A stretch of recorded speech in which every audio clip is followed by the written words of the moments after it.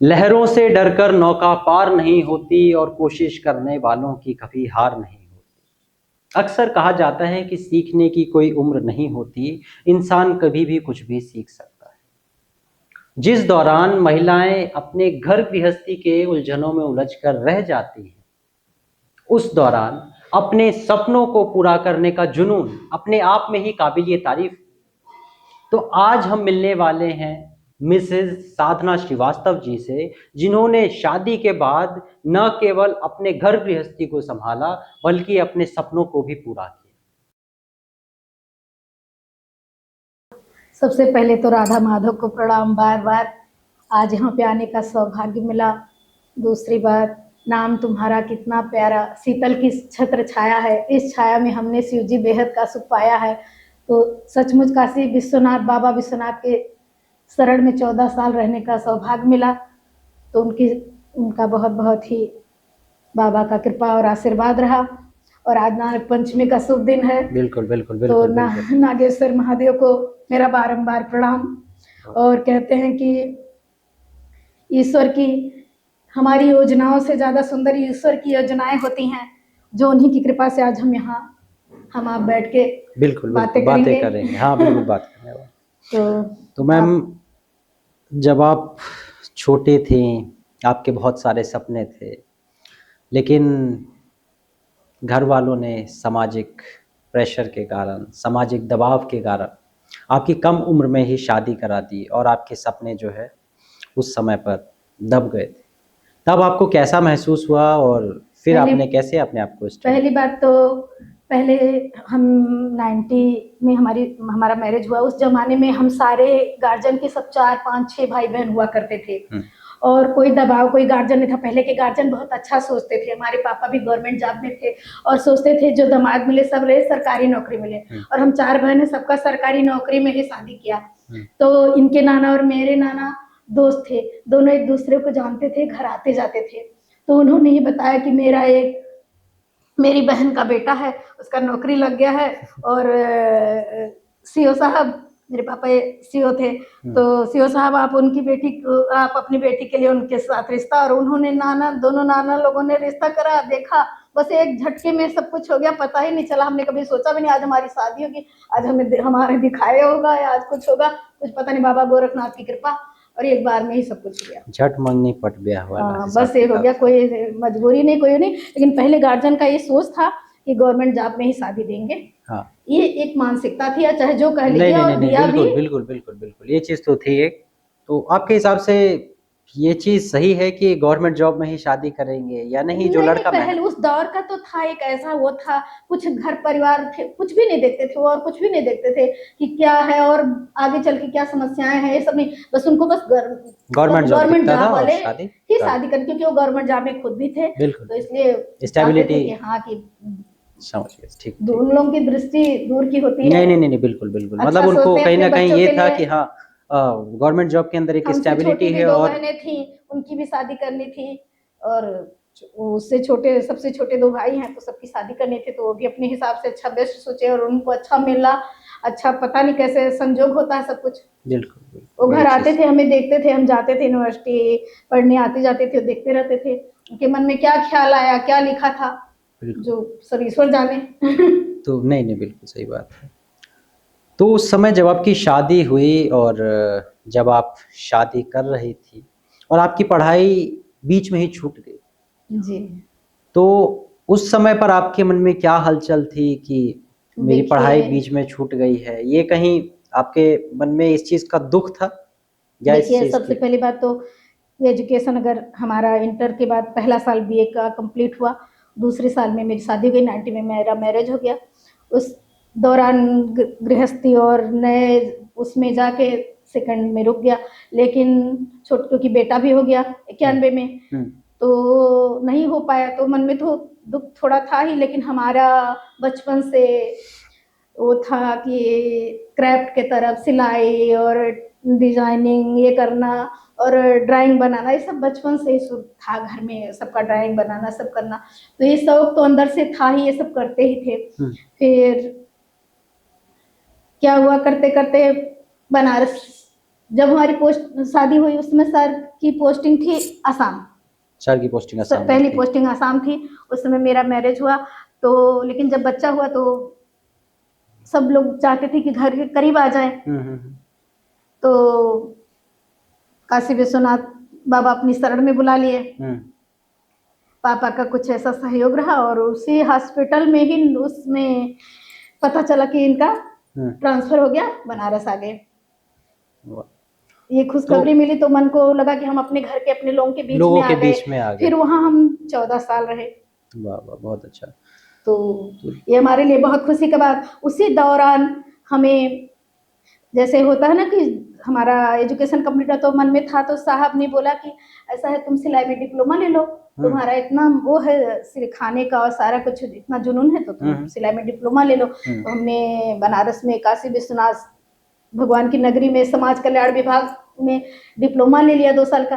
पर डिप्लोमा में एडमिशन तो ले लिया, लेकिन सब आता ही था, जाए कभी कभी चले गए, नहीं गए, ऐसे हो गया, बीत गया। लेकिन पेपर तो देने जाना पड़ेगा। 7 पेपर थे सारे, तो कंप्लीट करने में बहुत मुश्किल आई, लेकिन लास्ट वाले में तो बहुत ही मुश्किल आई। छोटा बच्चा भी था हमारे साथ, मशीन लेके जाना था। हमने कहा अब हम पेपर ही नहीं देंगे हम नहीं देंगे, अब जो होगा। लेकिन श्रीवास्तव जी का इतना हो रहा कि तुम चाहे फेल हो जाना, लेकिन तुम जब पेपर दो, है ना, बिल्कुल जाकर। तो हमने पेपर दिया। हमने अपने घर के बगल में हमारे लोग रहते थे, उनकी हेल्प ली, आंटी लोगों की, और वो छोटे बच्चे को हमारे बाहर देख रहे थे। हमें मशीन साहब भी और सब मशीन लेके जाना था। पेपर भी कोई इतना आसान नहीं होता उस दौर में भी। बहुत एजुकेशन जैसे है ना, इतना आसानी से कुछ भी नहीं मिलता है, सही बात। उसके लिए करना पड़ता है, मेहनत करना पड़ता है। तो फिर पेपर दिया और अच्छे से मतलब सारा कंप्लीट हुआ, डिग्री एक मिल गई। तो हमने डिप्लोमा की डिग्री मुझे मिली तो थोड़ी सी जरूर खुशी मिली कि एक डिग्री मिल गई, पर सोचा था वो डिग्री ऐसे बंद ही रहेगा। तो जब आपने सबसे पहले ये चीज सर को बताई कि सर मेरे को पढ़ने की इच्छा थी और शादी के दौरान ही मेरी पढ़ाई बीच में छूट गई है, तो इस पर सर का क्या रिएक्शन था और सर ने आपको कैसे सपोर्ट किया? ऐसा कुछ हो ही नहीं था भैया, हमारा पढ़ने का जैसे इच्छा था, लेकिन हमारा ऐसा गृहस्थी, ऐसे 4 ननद थी, सबका शादी ब्याह, हमें सिलाई का शौक था, फिर वो सब भूल गया। जैसे एक होता ना, सब हम आसाम चले गए, साहब आसाम रहते थे, हम आसाम चले गए, हम वहाँ पे भी सिलाई सिखाने लगे। घर में ही साहब ऑफिस चले जाते थे, हम घर में सिखाते थे।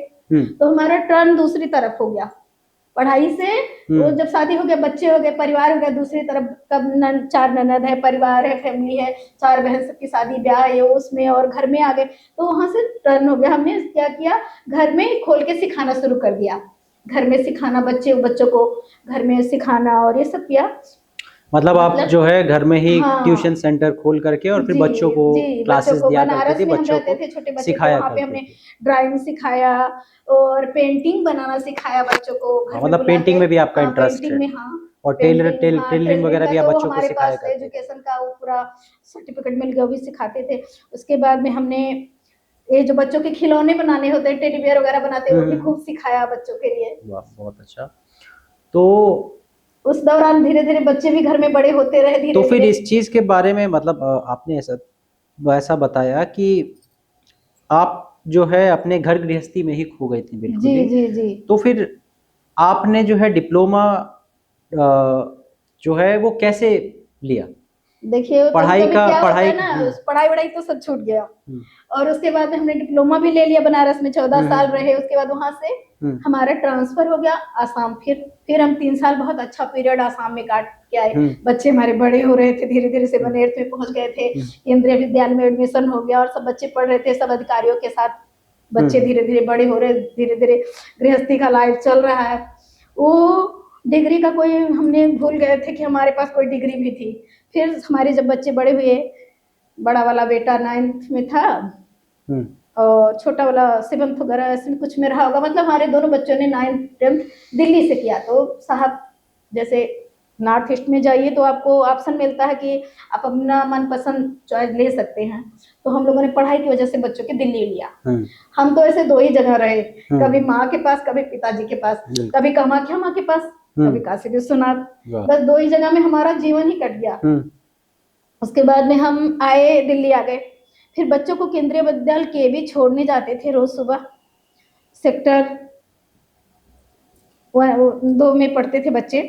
तो क्या हुआ, ऐसे एक दिन नजर हमारी ऐसे अचानक ही पड़ गई कि ये तो सिलाई सेंटर है, यहाँ तो सिखाया जाता है, मेरे पास भी डिग्री है, मैं भी कोशिश करती हूँ, देखूं जाके अंदर जाके क्या है। मैंने पता किया, सारा कुछ पता चला, लोधी रोड में मेन हेड ऑफिस, सब कुछ पता करके आगे पता किए, साहब से बातें किए।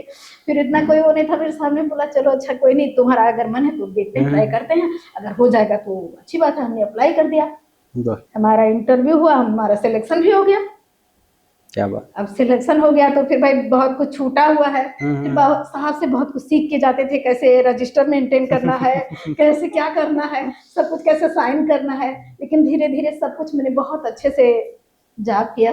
बहुत और बस कभी लोग कहते थे कि क्या होता है, सपोर्ट करने के लिए बहुत कम लोग मिलते हैं, आपको करने के लिए बहुत लोग मिलते हैं। कभी लोग कहते थे आप कैसे दिल्ली में जाओगे, जैसे हम आसाम में थे तो दिल्ली के लोग भी पोस्टिंग किए थे, बहुत सारे लोग, और बहुत सारे सहेलियां सब लोग रहते हैं, आप चढ़ते चलते बस चलेगी, आप उसमें चढ़ भी नहीं पाओगे, कैसे जाओगे। लेकिन हमने बस चढ़ के ज्वाइन भी किया, आज भी हमें याद है 623 611 बस में हमने सफर भी किया और जॉब भी की, बहुत अच्छा से बीता। घर में भी कई बैच सिखाते थे, ऑफिस भी जाते थे, और बच्चे बड़े हुए। आज हमें RK-पुरम सेक्टर 3 का वो घर याद है जहाँ हमारे बच्चे बड़े हुए, उस घर में हमारे नाती पोते भी हुए। क्या बात, बहुत तो सब ईश्वर की कृपा। हम बस यही जानते हैं, हम अच्छा करें, अच्छा सोचें, हमारे लिए भी ईश्वर ने बहुत अच्छा सोच रखा है, बस हम खुद अच्छा सोचें। बिल्कुल बिल्कुल। मतलब वो दौर जब आप ये चीज़ें सीखने के लिए जाती थी, मतलब अपना सर्विसेज दिया उसके अंदर, तो क्या आपकी घर की ऐसी स्थिति थी कि आपको नौकरी करनी पड़ी या आपकी अपनी खुद की नहीं इच्छा थी? ऐसा है, देखिए क्या होता है, कभी कभी बीच में दौर ऐसा आता है कि दोनों की जरूरत पड़ती है। ऐसे समय में क्या होता है, आपके पास कुछ ऐसा होता है जो ईश्वर सोच के रखे होते हैं। उस दौर में हमें, हमारे बच्चे हायर एजुकेशन में जा रहे थे, हमें नौकरी की जरूरत थी, और तभी हम लोगों ने सोचा भी और साहब ने अलाउ भी कर दिया, तो हमने अच्छे से, मतलब ये आपकी खुद की खुशी थी बेसिकली। खुशी भी, बहुत अच्छी खुशी थी। हम तो कभी भूलेंगे ही नहीं कि हमने दिल्ली जैसे शहर में नौकरी भी किया और सिखाया भी, सब कुछ बहुत अच्छा लगा भैया। उस दौर में मैम साहब से ही सीख के जाती थी कि कैसे साइन करना है, उनका सपोर्ट एक था, उन्हीं के सपोर्ट। उस दौर में बहुओं को पढ़ाना एक बहुत ही चुनौतीपूर्ण काम रहा करता था। तो उस समय में जब आपने सर को बताया कि मुझे पढ़ाई करनी है, तो सर को समाज की बातें या परिवार की बातें कहीं ना कहीं सुनने को मिली होगी, तो सर ने इस चीज को कैसे टैकल किया? हमारे घर में ऐसा ना था, ना हमारे साहब के घर में, श्रीवास्तव जी के घर में पढ़ाई का बहुत महत्व दिया जाता था, और जो पढ़ना चाहे खूब पढ़े, खुल के पढ़े, जो मन करे, कोई रोक टोक नहीं था। वाह क्या बात। ऐसा कुछ नहीं था कि कोई रोक है, कोई किसी को, जो जो चाहे करना कर सकते हैं, मतलब अच्छा टारगेट आपका अच्छा हो। एक अच्छे वैवाहिक जीवन में पति और पत्नी का कोऑर्डिनेशन बिठाना, दोनों के बीच की सहमति बहुत ही महत्वपूर्ण होती है जी। तो उस समय में जब आप पढ़ाई कर रही थी या सर जब सर्विसेज दे रहे थे, गवर्नमेंट सर्विस के अंदर जो है, गवर्नमेंट जॉब्स के अंदर अपनी सर्विस दे रहे थे, तो उस समय पर अपने पढ़ाई को और अपने घर गृहस्थी को दोनों मेंटेन करना, इसके बीच में आपको क्या क्या चुनौतियां आई? बहुत सारी चुनौतियां तो बहुत सारी होती हैं, पर क्या है कि उसमें मैनेज करके ही चलना होता, तभी घर चलता है, और ऐसे तो किसी का भी नहीं चल सकता जब तक मैनेज करना ही पड़ेगा। सर थोड़ा सा कहते हैं, जो डाल झुका होता है उसी में फल आते हैं, और जो सीधा होता है उसमें कोई फल वल नहीं होते हैं, बस वो कहावत मान लीजिए बस। अगर आज आपको अपने पति को इस पॉडकास्ट के माध्यम से धन्यवाद करना हो, तो किन शब्दों में आप उनका धन्यवाद? वजह से आज यहाँ भी मैं आई, की वजह से मैं गाना भी शुरू कर दिया जाना। और कभी हम देखो, हम तो भजन गाते थे मंदिर में, पूजा में, आज हमारे बहुत सारे भजन भी यूट्यूब में पड़े हुए हैं साहब के, और तो सब कुछ मतलब कहते हैं इस सब माध्यम बनता है, लेकिन अपनी भी खुद की भी होती है। अगर हम चुपचाप बैठ जाएं, हमारे सामने थाली भर के खाना रखा है और हम उठा के मुंह में नहीं डालेंगे और मुंह नहीं चलाएंगे तो नहीं जाएगा। तो कर्म तो करना पड़ेगा, मेन तो कर्म प्रधान है। आप कितना मेहनत करते हो, कितना अपने लिए करते हो, कभी धैर्य, हम तो यही कहेंगे किसी को भी धैर्य नहीं खोना चाहिए, कैसी भी परिस्थिति आ जाए। सूरज भगवान ने हमें ये दिया है दिखा के कि अभी हम जा रहे हैं, रात हो रहा है, कल फिर सुबह मैं हम फिर आऊंगा, आएंगे। फिर मैं बिल्कुल बिल्कुल आऊंगा। बिल्कुल, ये चीज तो ये सोच लीजिए कि भगवान ने भी और हमारी सीता माँ ने से कितना सहा है। तो हम तो धरती के इंसान, हमें भी बहुत कुछ सहना है। बिल्कुल बिल्कुल सही बात, बिल्कुल सही बात। तो शादी के बाद टेलरिंग में डिप्लोमा करना एक बहुत ही बड़ा चुनौतीपूर्ण कार्य था। जी तो इसके बीच में आपको क्या क्या चुनौतियां आई, आपको किन किन चीज़ों का सामना करना पड़ा, क्या क्या कठिनाइयां आई, और इन सभी के बीच में ऐसी क्या बातें थी जिसको आप रेगुलर एंजॉय करती थी? देखिए, सबसे बड़ी बात का एक हमारे जीवन का एक बहुत बड़ा हिस्सा सिलाई मशीन है, जो मेरी माँ ने मुझे शादी में दिया था। और वो मेरे जीवन का ऐसा हिस्सा है कि जिस पर मैं बैठ के बहुत सुकून महसूस करती हूँ। कभी भगवान के ड्रेस बनाती हूँ, कभी भगवान के आसन बनाती हूँ, कभी सबके ड्रेस बनाती हूँ, कभी अपनी माँ के लिए, कभी अपनी सासू माँ के लिए ड्रेस बनाया, कभी अपनों के लिए ड्रेस बनाया। तो बना के बहुत खुशी मिलती है अंदर से। और उससे हमारा अटैचमेंट ऐसा है सिलाई मशीन के साथ कि शायद मरते दम तक वो हमारे साथ चलते जाएगा, हम चलाते जाएं और ऐसे चलते चलते ही बस तो हम कह सकते हम हैं, मशीन पे बैठते तो हमें बहुत खुशी मिलती है।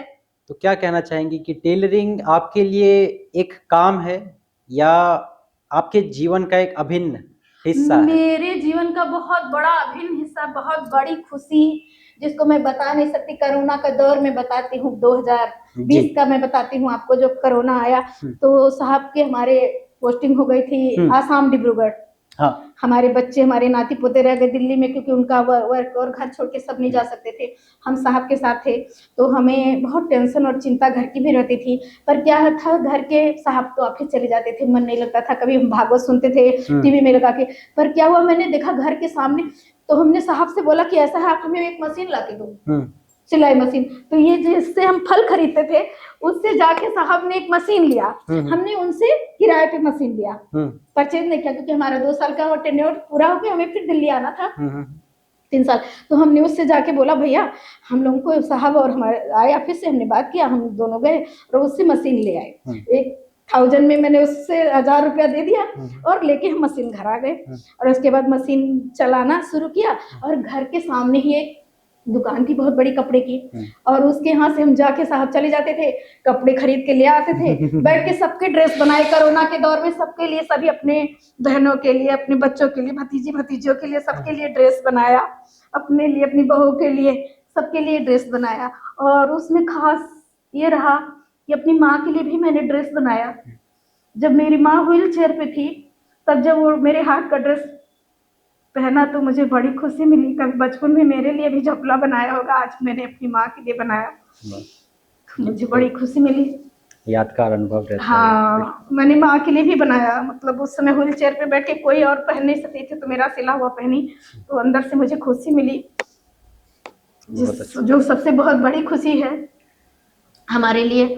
और सिलाई मशीन का रिश्ता हमारा बहुत गहरा है। आपकी माँ का भी कुछ इसमें योगदान रहा है जब आप टेलरिंग करती थी, जब आपको इस नहीं, चीज में माँ तो बचपन के गुण होते हैं, सभी के अपने अपने होते हैं।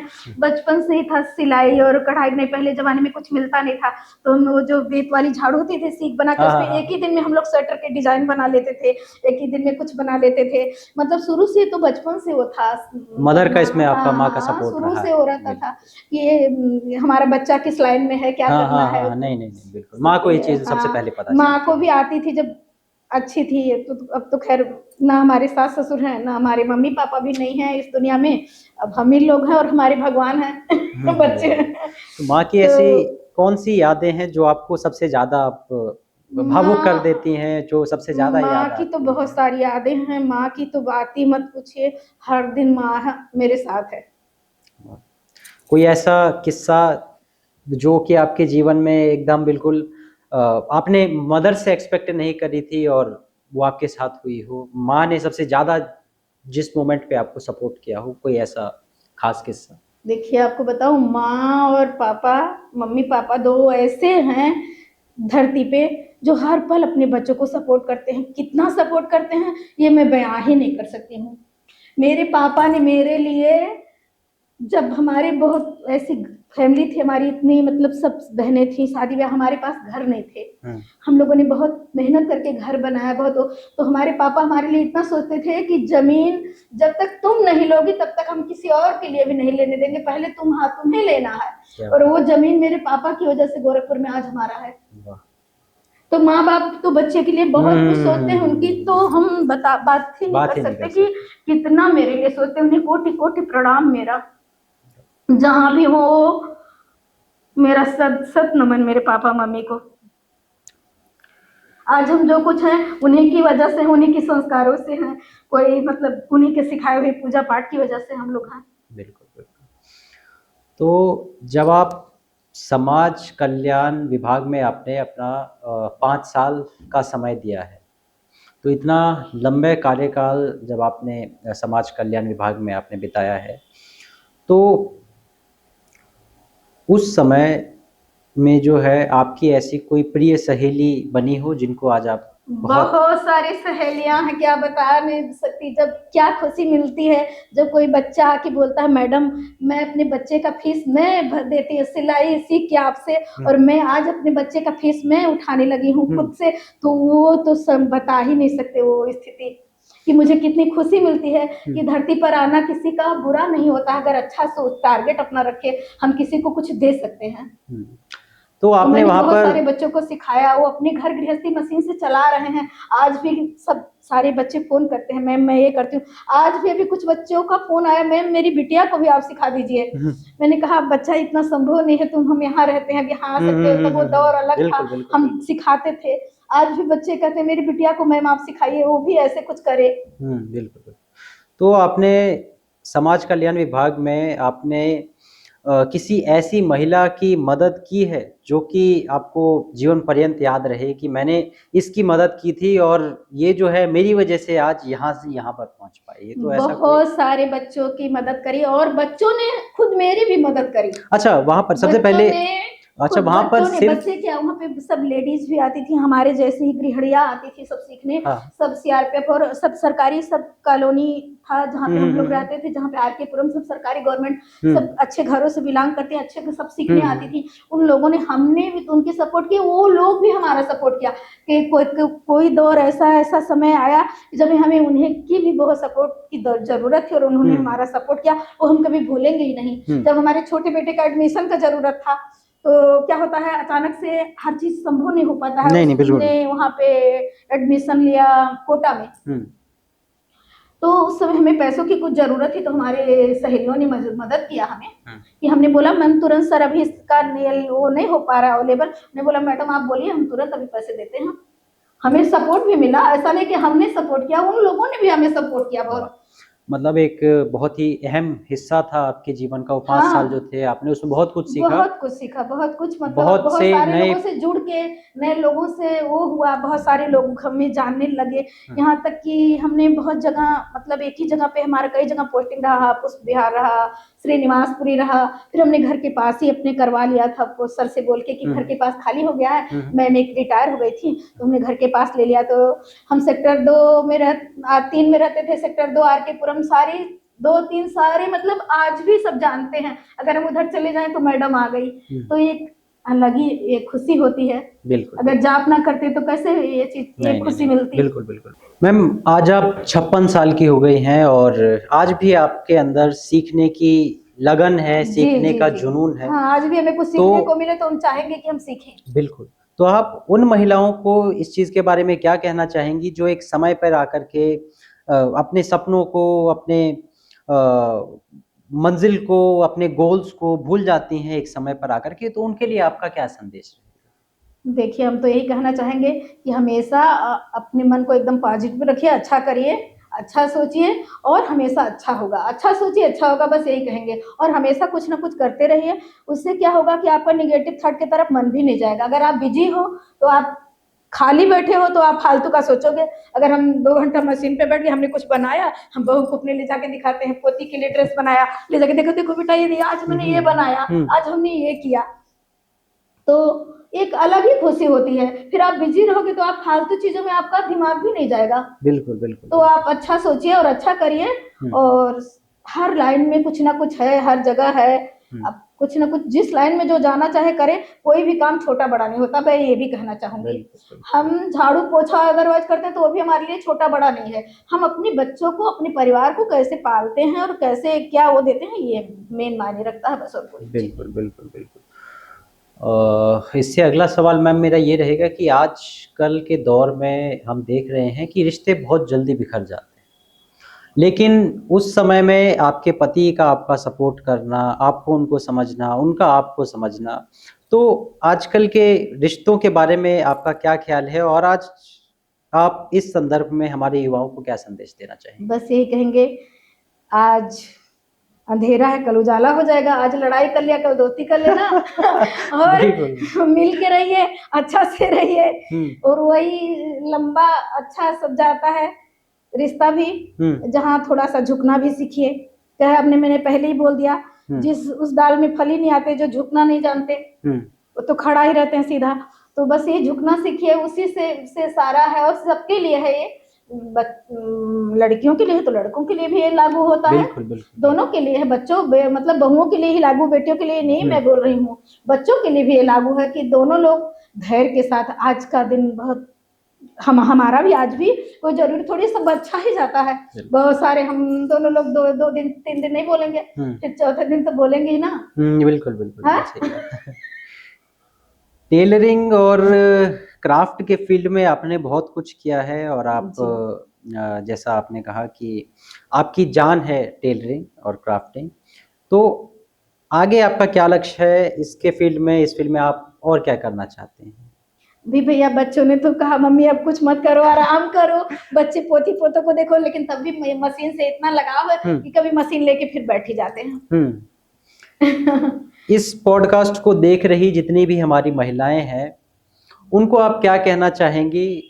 उनको आप क्या संदेश दें? हम सभी अपनी महिलाओं को यही संदेश देना चाहेंगे कि सभी लोग हमेशा अपने स्वास्थ्य का ध्यान रखें।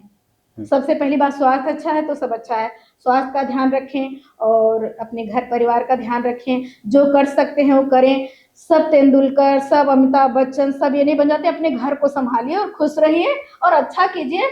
बस कुछ करने के लिए अपने घर को अच्छा से संभाल के रखिए, वही सबसे बड़ी खुशी है। कुछ करने की सबको जरूरत नहीं है, कोई जरूरी नहीं है कभी हम दौड़ में निकल गए, हो गया, हम टीचर बन गए, हमें हो गए, कोई जरूरी नहीं कि सब टीचर बने, सब खिलाड़ी बने, सब वो अपने आप घर गृहस्थी को संभालिए। अपना खुद का जो वर्क ईश्वर ने दिया है वो बेस्ट कीजिए बस। अच्छा, तो जैसा कि आप जो है स्किल्स को मायने देती हैं और आपके पास टेलरिंग की स्किल थी, आपको सीखने का जुनून था। आजकल के जो यूथ है जो कि बेसिकली जॉब्स के पीछे भाग रहे हैं, तो आप क्या कहना चाहेंगे कि जॉब को ज़्यादा प्रायोरिटी देनी चाहिए, स्किल्स के ऊपर ज़्यादा काम करना चाहिए? देखिए, हम तो सबसे पहले अभी भी कहते हैं कि हम कहीं, अभी एक दिन ऐसी बातें हो रही थी, सबसे पहले घर को प्राथमिकता हम देते हैं। ठीक है। सबसे पहला नंबर 1 घर अगर हमारा सुरक्षित है तो सब कुछ सुरक्षित है। पहले सबसे पहले घर है, परिवार को टाइम देना जरूरी है। आज देखिए सब जॉब भी जरूरी नहीं, हमारे घर में हमारी बहू जॉब नहीं करती, हम लोग देखिए सब पैसा ही कमाने निकल जाएंगे तो घर को कौन संभालेगा, बुजुर्गों को कौन संभालेगा। सब अगर कमाने पे ही लग जाए सारे लोग, सब घर के सारे सदस्य, तो घर के काम कौन करेगा। घर का काम कम थोड़ी होता है। हम लोग घर की गृहिणियां जितने काम करते हैं ना, उसकी अगर वैल्यू और आप पैसे तोलेंगे ना तो आप वो कर नहीं सकते, कर नहीं सकते आप।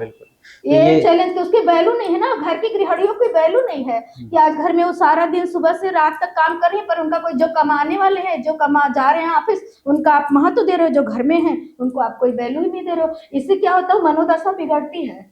आप उनको तवज्जो दीजिए, उनको आप सम्मान कीजिए, उनका वो घर में बहुत कुछ करते हैं आपके लिए। तो मतलब आपका ये कहने का मतलब ये बात जो है, सबसे पहला घर संभालिए। अगर घर सही है तो आप बिस्तर चाहे कुछ भी थोड़ा बहुत ही घर में तो भी आप खुश रहोगे। आप बहुत सारे पैसे भर के लिए आपका घर ही सुरक्षित नहीं है तो सब बेकार है। बिल्कुल सही बात। अब देखो, अगर आप जाओगे, आप मान लीजिए बहू जा रही है जॉब में, फिर पोती पोते को कौन देखेगा। जो माँ प्यार दे सकती है और कोई नहीं दे सकता, जो माँ बच्चे को सिखा सकती है कोई नहीं सिखा सकता है। तो इसलिए जॉब का ऐसा हम नहीं कहते कि सब जॉब भी करो, सारे लोग चले जाओ घर से, घर को बर्बाद हो जाए। ये मेरा वो नहीं है। मतलब घर संभालिए अगर आप अच्छे सबसे से। पहले आप अच्छे से कर सकते हो, जो कर सकते हो सबसे पहले स्वास्थ्य का ध्यान रखिए, पहले खुद का सम्मान करिए, घर का अपना ध्यान रखिए और धैर्य रखिए और अच्छा सोचिए। बस जहां से आप अच्छा सोचना शुरू कर दिए वहीं से भगवान आपके साथ हो जाते हैं बस। बहुत अच्छा। तो अब हम थोड़ा सा टॉपिक को थोड़ा सा चेंज करते हैं। तो आपका जो मैरिज लाइफ था, आपके मैरिड लाइफ में आपका सर के साथ कभी नोक झोंक हुआ है? बहुत सारा होता है, हर घर में होता है। जहाँ नोक झोंक नहीं वहां तो कोई वही नहीं है। हर हर दूसरे तीसरे होता है, फिर थोड़ी देर में दोस्ती भी हो जाती है। और बच्चे बहुत सारे, हर आदमी का ऐसे अच्छा ही दौर नहीं गुजरा है, बहुत सारी परेशानियां आई हैं लाइफ में जिसका हम शब्दों में बयान नहीं कर सकते। तो मतलब सर ज्यादा भारी रहते हैं या आप सर पे ज्यादा भारी हो जाते हैं? अभी तो भगवान ही जाने अब ये सर से पूछना ये पड़ेगा। आप सर ही से पूछ लीजिए। ये सर से ये पूछना कहते पड़ेगा। हैं, हमने कहा हम तो कहते हैं अब तो हमने छोड़ दिया ये सब बोलना ही, अब तो हम सोचते हैं। अब कुछ दिनों से मैंने सोच लिया, राधा रानी से जब से थोड़ा अटैचमेंट बढ़ा तो उससे सोच लिया कि अब हमें कुछ कहने की जरूरत ही नहीं। अब तो हमें राधा रानी देख रही है, वो हमें देख रहे हैं, वो जाने वो हम क्या जाने। बिल्कुल बिल्कुल बिल्कुल। तो अब तो हम जवाब ही नहीं देना चाहते हैं। अब तो सोचते हैं श्री जी है जवाब देने के लिए। हाँ, नहीं वो तो ठीक है, श्री जी तो जवाब देंगे, लेकिन होता है। अच्छा, तो ये बहुत ही एक अच्छा सेशन रहा, हमने बहुत कुछ जाना आपसे, बहुत कुछ सीखा आपसे। अब वक्त है एक छोटे से रैपिड फायर सेशन का, जो कि हम अपने हर एक पॉडकास्ट में करते हैं। तो हम कुछ सवाल आपसे पूछेंगे जिनका उत्तर आपको एक शब्द में देना है। तो सबसे पहला सवाल, चाय या कॉफी? चाय। कुछ खास वजह? बचपन से चाय पीते आए हैं। बचपन से गांव के आदमी हैं, चाय पीते हैं तो चाय ही चलता है। ठीक है। सीरियल या मूवी? दोनों ही नहीं दिखते हैं भैया, पूजा और भजन ही पसंद है। अच्छा, मतलब भक्ति लाइन आपने ज्यादा चूज कर रखे। ठीक है, ओके। तो वो सब कहानी दिखाते हैं और इधर से उधर फंसा के सब बेकार का फंसाए रखते हैं। अच्छा अच्छा अच्छा। बस का सफर या ट्रेन का सफर? ट्रेन का सफर सबसे अच्छा है। अच्छा, फिर अगला क्वेश्चन ये है कि टेलरिंग या किताबें? टेलरिंग। किताबें या न्यूज़पेपर? किताबें। न्यूज़पेपर या टीवी? टीवी। उसमें फिर टीवी को प्रायोरिटी दी जाती है। ठीक है।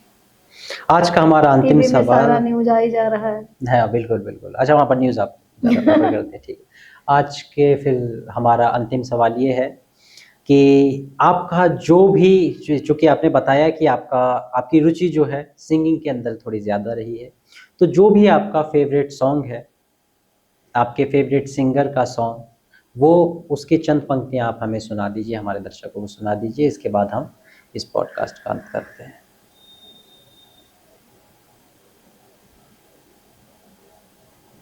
खुशी बसे संसार सब, दुखिया रहे न कोई, यह अभिलाषा हम सब की भगवन पूरी होए। सुखी बसे संसार सब, दुखिया रहे न कोई, यह अभिलाषा हम सब की भगवन पूरी होए। बहुत बढ़िया मैम। तो बहुत अच्छा लगा आप आए हमारी पॉडकास्ट में, और मुझे भी बहुत अच्छा लगा। बहुत बहुत धन्यवाद मैम आपका इस पॉडकास्ट में आने के लिए। तो ये थी हमारे साथ साधना श्रीवास्तव जी, जिनको आप लोगों ने सुना।